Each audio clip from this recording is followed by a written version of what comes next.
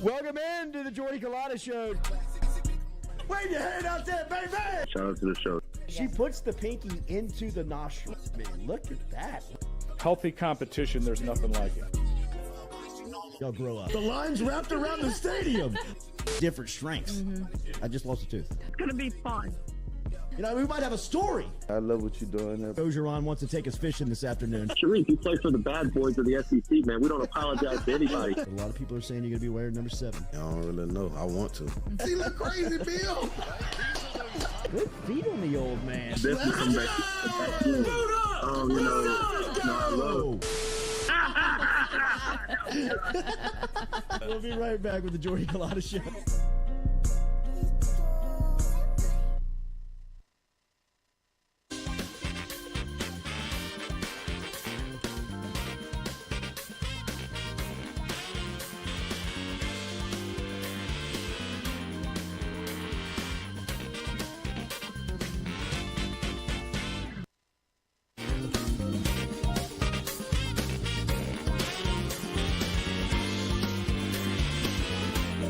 All right, welcome into a special edition of the Jordy Culotta Show as we are looking forward to our conversation here and really have been looking forward to getting our next guest inside. It looks like we did it just in the nick of time as he is moving from Baton Rouge on to the Denver Broncos. And we announced that earlier this week, and that was big news. And it's cool to catch up with Beau Lowery before he leaves Baton Rouge and heads off to Denver. And Beau, it's great to see you, man. Thanks for joining us. Absolutely. Thanks for having me. Absolutely.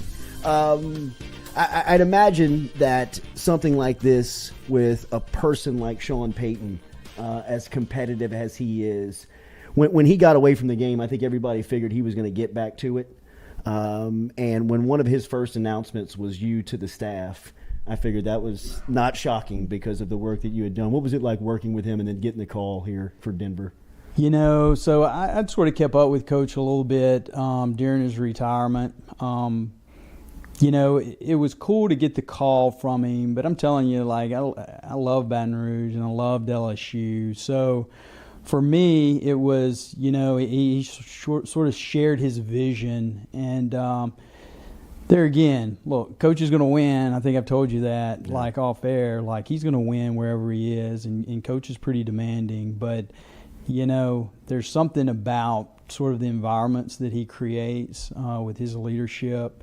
And it did spark an interest, but honestly, like initially it was like, that was sort of off to the side, right? Mm-hmm. Because, man, I'm so excited about what's happening at LSU and everything that Scott's done from all of our coaches. Like when he brought me in, it was overseeing all 21 varsity sports and being able to be a part of that. And like, man, the things going on at LSU now are absolutely incredible. Like I'm telling you, this next decade is going to be the decade for LSU sports, and I know that sounds a little bit sort of, but I'm telling you, even from what we've had in the past at LSU, it's coming. So for me, it was a little bit like, this is awesome, this is nice. So it was like, well, let me see what this is about. Mm-hmm. Yeah. You've been at LSU at really two pivotal times, right? I look back at 2000 and kind of relate it to 2022 where LSU football was. It was kind of needing a refresher. 2000, it needed to kind of be woken up. Yep. 2022, it needed to kind of be refreshed. You were around at both of those times and working for some pretty influential guys, and Nick Saban and Brian Kelly and even Jack Marucci. What has been that kind of point of view of LSU for you, kind of viewing both of those explosion in 2000 and then kind of re-arrival back here with Kelly? Yeah, look, I think it's a little bit coincides with each other, right? So I actually came in 2003. Jack Marucci, look, he's my mentor, love him. And he brought me in, so I got to be around in 2003 when they had put the building blocks in place for Coach Saban, right? And then all of a sudden, boom, the 2003 class was here, and you know they win it all. And so I got to be a little bit a small little drop in the bucket part of that, and then stayed on and got my graduate work done and got to work with really everybody. Dee Beau with the gymnastics, and then I got to work, women's soccer and Then the baseball deal, right? So I finished my master's and was going to leave, and all of a sudden the baseball position opened up. Sean Eddy moved over to men's basketball, and so I was there Smokes last year and then Paul's first year. And then just being part of the athletic department is always sort of pushing, how can we be great? And one of the best things they did was hire Coach Maneri, and comes in and cleans house that first year. And then we win a national championship, part of that. And then fast forward, I leave, and then I come back. And I'm telling you, when they hired Coach Kelly, I thought he was great. Man, the way he's set up, especially the high-performance team, look, I'll be honest, that's what we're going to do in Denver. Mm-hmm. We're going to set up a team that's uber collaborative, that the center focus is our players. That's going to be our focus. Because from an organizational standpoint, whether it's college or professional, if you have the centerpiece of everything you do be your players, you're going to win. Mm-hmm. You're going to win. From a medical standpoint, from a performance standpoint, from a nutrition standpoint, from a sports science standpoint. So I'm really excited about that. I'm really excited about that opportunity. But yeah, it does. Like 2022, it does mirror. And then to be able to be a fan and sort of watch what Kim's doing with women's basketball, Matt's going to figure out and get it right with men's basketball. But what we did with football this past year, what Jay, and I'm telling you what, this Wes Johnson, special. Special. All you have to do is be around him for about 15 minutes. So Jay Clark, I mean, I could talk, I'm telling you, Rick Bishop with swim and dive team. Yeah. Like, when I tell you we've got some elite coaches, we got some elite coaches here at LSU. Tell me more about working with Brian Kelly. You've got a great sense of what a great football coach looks like. Where does he fit in? Dude, he's at the top. Yeah. I'm telling you, he's at the top. And I told Coach this as I was transitioning out and as I was leaving the last few days. And I told him, I'm like, look, very seldom do you have a leader of a program who gets it all, right? So you get the coaching dynamics. You get understanding the recruiting dynamics. But, man, to understand the performance dynamics, understand the medical, understand how they play a part in the development of these guys, like, dude, when I tell you he checks the boxes, he checks the boxes. And look, I'm in a position, I'm 100% honest. I'm telling it the way it is, man. So fortunate. He made me better. He made me better. Yeah. Over the last 2 years, when I would ask about you, somebody would say 2 words later, Nikki Collins. Like she's like right there with you, mirroring you. I'd imagine she kind of takes the reins here. I don't know, but can you talk about kind of what you've built up to this point and where it kind of goes? Well, I'll tell you, there's not a lot I can tell you for sure because I don't know if, like, Mickey for me was basically my number 2, and you're right. She's the best. Look, I've been close with Mickey for a long time. So her son Granger was born in December of 2008. My son Carter was born in February of 2009. So we've been, even when I was in New Orleans, we were still close. And her husband and me are really good friends. Ken's the best. So I can tell you, like, she's been at LSU for 23 years. She knows it. She knows the ins and outs. And I'll go back and say, look, man, what Scott has done, when he was recruiting me to come to LSU, this is what sold me. He's like, let me tell you what. He said, this really is all about our kids, right? It's all about our student athletes. We only have them here for 4 or 5 years. He said, I want this to be the best experience of their life. Mm-hmm. He said, and man, I understand. Kids are going to be hurt. They're going to have surgery. They're going to be doing a lot of maintenance stuff. So, man, our athletic trainers touch all of these kids. I want our sports medicine department to be second to nobody. Wow. And that was the selling point for me. Right. He said, you come in, tell me what we need. Tell me what we need to do. Tell me, he said, and we're going to do it. And I'm telling you what, he was good to his word, right? I mean, when I first got there, I knew, man, we need better facilities. We need better facilities. And day one, we got an architectural firm on board, and we started this process. And look, they were shoveling the dirt February the 6th. Wow. And I'm telling you, it's coming, and our facilities will be literally second to nobody. And this is like a rehabilitation center. It's going to sort of revamp the training room. It's going to add a big hydrotherapy area to where we have a HydroWorks pool, sauna, steam room. We're going to have float tanks. We're going to have all the contrast baths. We're going to have the cryo chambers, the Theralite bed. We're going to have a hyperbaric chambers. We're going to have a big section for massage and yoga because that's part of recovery, man. Yeah. And you got to be on the front end. So let's try to prevent an injury, right? So, it's going to be massive. And, all the guys that are involved. Matt Borman with TAF has been a stud. Look, Kelly Zinn. I love Stephanie Remp. Yeah. But, man, Kelly Zinn has stepped in. She's unbelievable. And, it's funny. I think I've said this. Like, I've loved listening to you and Matt for years. Sure. So even when I was in New Orleans, driving in during the off season, man, I was able to listen, and y'all always had really good perspectives. This is one thing that I'll tell you, man. You guys are sort of very thoughtful people and on the front end and like, hey, if LSU's making this move, what's going to happen? Man, those people at LSU are really, really smart, and they're already thinking 3 moves ahead. Sure. So I've been so uberly impressed with administration, with the people that are boots on the ground, and now our head coaches. Like, when I tell you I'm super excited for LSU moving forward, I am. I thought it was such a glowing remark of the administration to get you from New Orleans. I thought that said a lot. I mean, I was able to form a bit of a relationship with you when you were there, and it was always seemingly like you were very happy. I mean, it wasn't as if you were. No kidding. Let me tell you what, I love Miss Gail Benson. Yeah. Like, I've gotten to meet the Penners, and I'm really excited about working with them. I've worked with Miss Gail. I love her. What she's done for the city, what she's done for the Saints organization and the Pelicans, let me tell you what, there's a handful of people that are just studs in our profession. They hired Aaron Nelson with the Pelicans. Yeah. Look, everybody talks about player load management, and everybody wants Zion out there, and they wanted B.I. back out there. Let me tell you what. Don't worry about it. Aaron Nelson's got it under control. Right. As long as he's the leader of that medical staff, look, him and Tom work great together.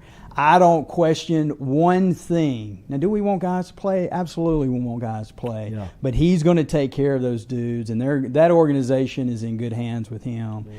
And then even going down the line, like, Sean Gibson and Ben Stolberg that's running the medical staff with the Saints, they don't get any better. Mickey Loomis, Jeff Ireland, Kai Harley, like, those are all dear friends of mine. So when I left New Orleans, I left strictly for family reasons. It was strictly because, Carter was turning 12, about to turn 13, wanted to spend more time, didn't need to be on the road that much. And, look, Baton Rouge has been our home. And that's why this Denver thing, is a little bit different because I never even thought twice. I thought I would retire here at LSU. Yeah. But this was just such a great opportunity, being able to be a vice president, being able to be in a situation to have really big impact for our players there. So, man, New Orleans, it is so well run from an organizational standpoint with Miss Benson, Dave Griffin, and Mickey Loomis, Dennis Lauscher. Those are all, like, incredible people that I love and always will. It seems as if Sean Payton and you have a fantastic working relationship. What is the ideal relationship between the medical staff and the head coach in the NFL? There's a lot of debate around that. It seems like you two have a lot of trust, I guess, around one another. Yeah, look, I think Sean trusts what we do, but it really goes back to what I said before. Like, players get paid to play the game. At the end of the day, it's our job as the medical staff, even though we're hired by the organization, to take care of the players. And you can't get that out of context, right? Mm-hmm. We're there to take care of the players, to be as fast and efficient, to get them healthy when they get injured, to do everything we can on the front side to keep them from getting injured. But at the end of the day, this is a people business, and you got to take care of your players. You take care of your players, everybody wins. I've always said that. Everybody wins. And that's why I'm excited. Even at LSU, it's the same thing. Look, we want all those guys playing, those guys and girls. It doesn't matter if it's women's basketball, if it's women's tennis, if it's men's tennis, softball, baseball. But at the end of the day, you can rest assured that they're getting taken care of. They're getting taken care of by the best, by the best. Our physicians over at LSU, a lot of people don't know this. Man, we got professionals flying in to see our guys here at Baton Rouge Orthopedic Clinic. We just did this big partnership with Our Lady of the Lake. And Katie O'Neill, they don't get any better than Katie. Katie's also the chief medical officer for the SEC. That's right. There's so many good things happening in Baton Rouge and they at were LSU. highly dependent on her during COVID. Oh, and not only that, so you take it a next step. She helped navigate the conference through COVID. Right. But now taking it the next step, well, what are we going to do as a collective EMR? What are we going to do just to raise the level of health care for not only LSU's kids, but all the conference? Yeah. When you talk about impactful, uber impactful. And look, I'd be remiss not to talk about President Tate. His leadership, second to nobody. We need to be very, very comfortable with him directing the path, because he's a good Christian man that sees it the way it's supposed to be seen, and he empowers people, and he wants us to be, look, athletically, you can already say our athletic department is one of the best in the country, right? Yeah. He pushes and encourages for us to continue to grow, but man, he wants that on the flip side. He wants academics to be the same way. He wants the research to be there, and he wants, he wants everybody to know about LSU. So, man, I can't tell you how excited I am for LSU, not only athletics, but even the university as a whole over these next 10 years. It's going to be awesome. Maybe a question that you're not concerned with, but just your point of view of college athletics over the last couple of years. What do you think the future looks like of college? I can truthfully say I don't know. I don't know, man. The NIL and the portal, they've changed the games for good and bad. I think you could look at our team last year and, man, Coach Kelly is so good by being able to maneuver inside the portal, being able to fulfill needs that we have. And then you have the NIL piece. Look, I think everybody wants the best for the players. I think the concerning thing at times is, and I've told a couple of our players, don't let peanuts cause you to lose focus on the golden egg that's at the end of the rainbow, right? And I'm afraid at times that happens, but I don't know if there's any putting it back in the box. I mean, you can't control it. You can. One of our players, I won't mention his name, but he had the ability to go to the SEC and talk to. They had a big forum, and he was able to talk to the commissioner, and he was able to talk to some of the legal, and they were like, "Hey, we got these freshmen coming in, getting these big NIL deals. We've been here for 2-3 years, and but they're making more than us. Can you regulate it?" And then, basically the tone right now is no, you can't regulate it, right? So, that's unfortunate a little bit, but that just is what it is. I think there again, I fall back, man, our leadership, especially at LSU, is so good that they'll be able to navigate it. What do you make of this freshman class? Campbell, Jones, Perkins, Mason Taylor, even DeMartolian, who I know is transferred out, made a pretty big impact for as much as he played. You've seen a lot of high-end football. To see that young of a group make an impact at this level like they did anybody expect that within the program? I don't know. I mean, you always hope, but man, this group is special. Mm-hmm. When I say Coach, special, man, you talking about 17, 18-year-old kids going on 25, 26. You're going to see these kids play in the NFL. No question. No question. Yeah. So there again, that's why I'm super excited, especially for LSU football over the next few years, because not only that, then the incoming class, even kids that haven't got to campus yet. We had a bunch of guys get here in January. Man, I'm giddy. Oh, nice. Looking forward to it. Yeah, that's cool, man. What's the difference of coaching or your position for a college player to an NFL guy? I'll be honest with you. It took me probably 6 to 8 months to get used to being back in college. Right. I love Coach Payton's mentality with, man, we want good quality men in the building. We want to put arms around them and help them, but we want good people in the building. And I was used to all of a sudden, hey, we may in free agency you get this guy, and man, he looks really, really good on film, and you figure out, man, it's not a good fit, and you cut that guy, right? Or you draft some guys and get some undrafted free agents, you get them in the building, and it's like not a great fit. Well, you cut that guy, right? Well, you don't do that in college, right? And you have to realize there is a maturation stage. Sure. Right? So what a guy is when he comes in as a freshman is not what he is even a sophomore. So being able to help mentor and help educate and love on these guys while allowing them to make mistakes and to grow, and then to see where some of these guys are now, man, it just fills your heart. It makes you happy to see them really grow up. So you got to have a little bit more of that mindset when you're in this college setting, as opposed to when you're in the NFL. How big is this challenge you're taking on, going in and implementing a whole new program? What's that like from? It's exciting. Yeah. It really is. I think for me, looking back, I think every step of the way has led me to this, right?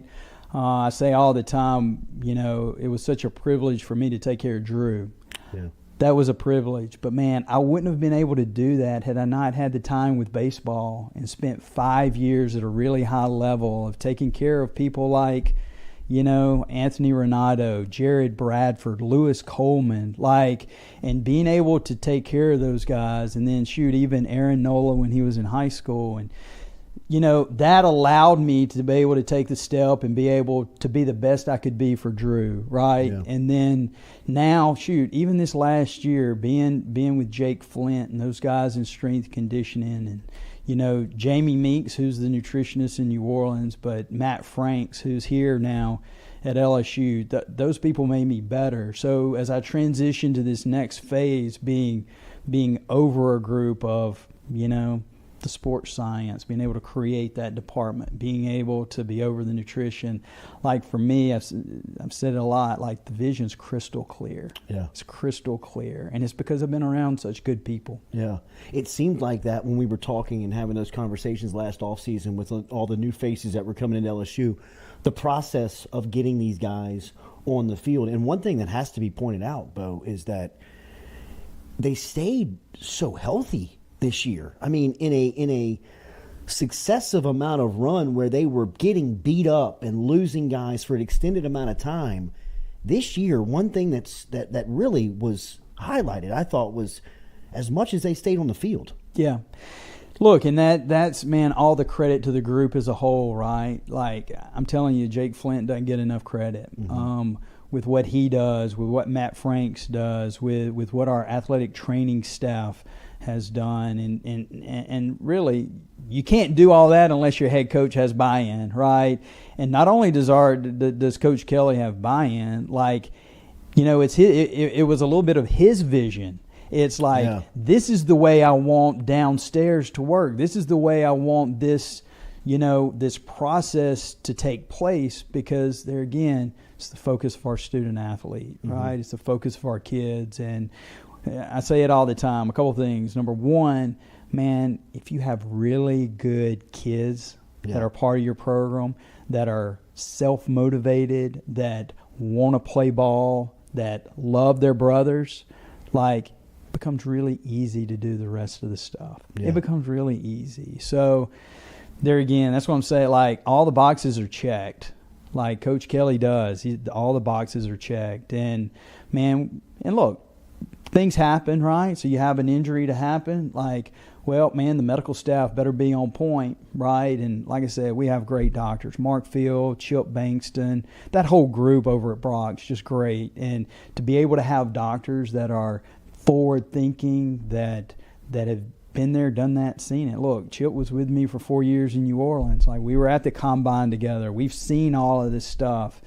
And I'm telling you, like, it takes a village, right? And Coach Kelly's put together a great village to help these guys. Drew Brees was famously quoted in saying, "Beau Lowery added years into my career. His vision, leadership, character, and process for sports performance and physical therapy are second to none." What was it like working with Brees, and then what does it go into keeping a player at that position on the field consistently as long as he was in New Orleans? I think that's got to be the story of Brees when it's all said and done. He was just an Iron Man. Iron Man. Look, Drew's very gracious, gives a lot of people credit. He deserves all the credit. When I tell you stud, he was a stud. He's the type of guy that made everybody in the room better, everybody in the building better. Like, I'm telling you, from even our janitor to strength condition to all of us in the medical side, he made everybody better just by his work ethic. Like, grinder, first one in, last one to leave. Like, you know, the story I tell all the time was, never will forget, I guess it was 14 or 15, and I don't even remember. It was a Saturday night before a team meeting, playing on Sunday, and we had one of our offensive linemen had a grade 2 MCL and literally had just gotten off of crutches. He was probably 3 weeks away from returning, and he looked at me serious as a heart attack. Drew walked in right before the team meeting. He's like, "Are you telling me there's no way I can play? There's no way." And I was like, "Dude, you just got off crutches. There is no way." He said, "The last thing I want to do is let that guy down." Wow. So that's what Drew did. Drew elevated everybody in the organization with his character, with his work ethic, with the way he treated other people.